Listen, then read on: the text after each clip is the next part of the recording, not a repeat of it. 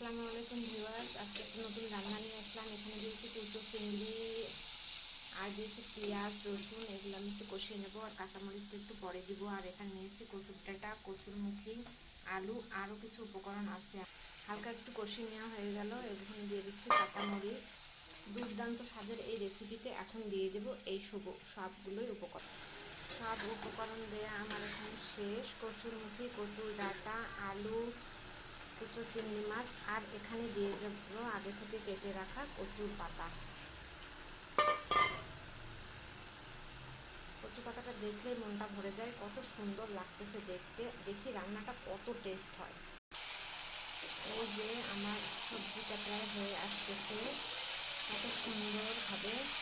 আসলে আমার মনে হয় না আমি যা কিছু সবজি এখানে দিয়েছি অন্যরা এভাবে দিয়ে রান্না করে, কারণ আজকে সব কিছুই অদ্ভুত রকমের দিয়েছি জিনিস। কচুর পাতা, কচুর মুখি, কচুর ডাঁটা, এটা বারবারে বললাম, চিংড়ি মাছ, এভাবে দিয়ে রান্না করতেছি। ওয়াও, দেখলেই অনেক সুন্দর লাগতেছে। না জানি খেতে কত টেস্ট হবে। আমার মনে হয় অনেক টেস্ট হবে, কারণ আমি রান্না করতেছি আর আমি সবজি পাবলি, খেতে খুবই টেস্ট হবে।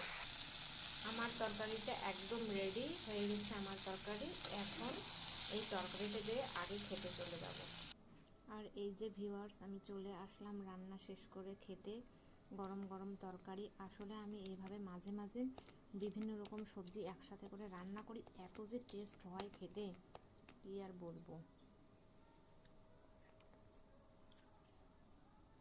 অসাধারণ, অসাধারণ, অসাধারণ। আসলে যে আমি খাচ্ছি আমি শুধু জানতেছি, বিশ্বাস করতে পারবেন না যে এত টেস্ট হয়েছে। আপনারাও এভাবে নানান রকম সবজি একসাথে দিয়ে তৈরি করবেন, খেতে দারুণ।